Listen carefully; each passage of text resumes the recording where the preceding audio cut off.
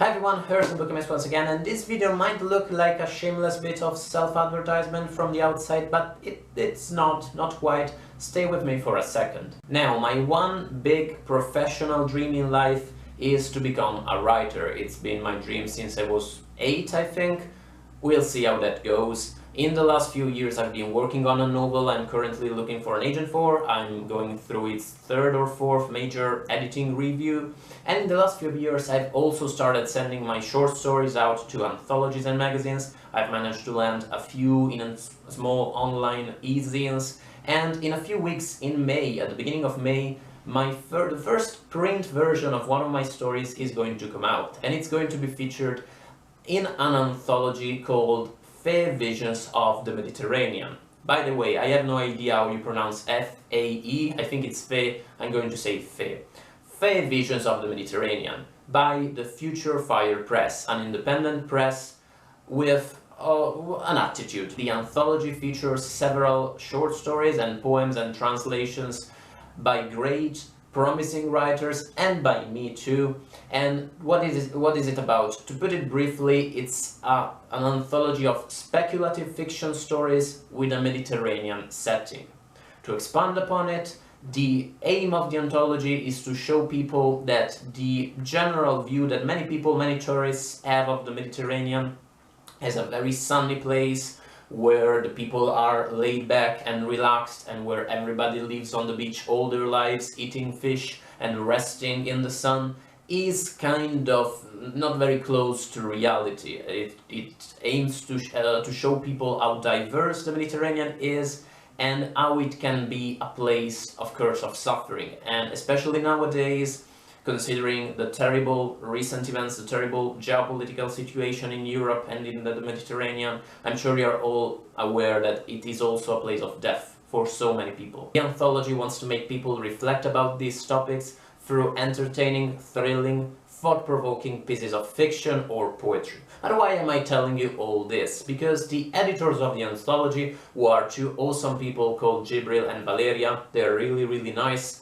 They want me to try and advertise the anthology as much as possible. The point at the moment is to make as many people as possible aware that the anthology even exists in the first place. And what I'm asking you people is, would you be interested in reviewing it, reading it, giving us your honest opinion? Because if you are, the editors are going to send you a free, completely free review copy for you to read and review. You don't have to give us a good review, you have to give us your honest opinion about the book. The important thing is that you review either on, YouTube, BookTube, Goodreads, Amazon, your own blog, wherever you want, in order to make as many people aware that the book exists as possible. If you are interested in this opportunity, if you would like to read the anthology and to give us your opinion, do write to the editors and they'll send you a review, again a free review copy. I'll put the address you should write to here in the video, it's also in the description box. Write them and tell them that Bookemist sends you. And if you get the anthology, check out the Madonna Mermaid by Christine Lucas, which in my opinion is the best story in the collection. Salt in Our Veins by Dawn Vogel and The Minotaur in Pamplona by Reuse are also awesome stories. My own tale is a bit of Lovecraftiana called The Miracle Town. It's set in a town called Caorle here in northern Italy, where my parents dragged me every summer for the first 16-17 years of my life.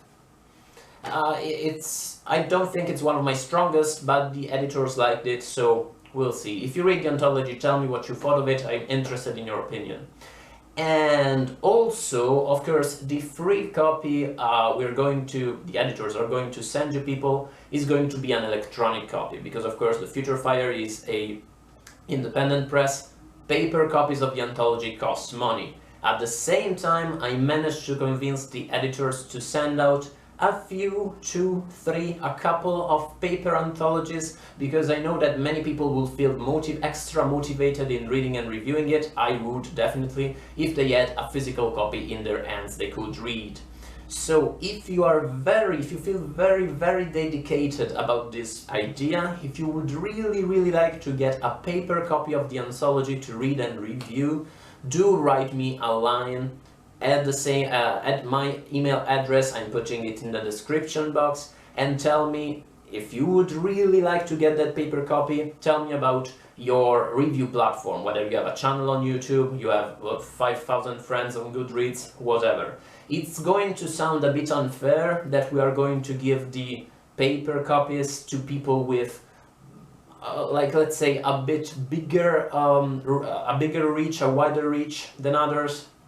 But again, it costs money to print those paper copies, and the editors should try to, optimize the result of this investment. So we're not going to give it to people who are going to give us a good review. You can still give us 1 star and tell us the Anthology sucked balls, but it would be better if you had at least a few followers, at least several people who would know about the Anthology after your review. If this makes sense to you, tell me if you think it's fair or not. Whatever. Fae Visions of the Mediterranean comes out on the 2nd of May, I think. Not too sure. It's probably the 2nd of May.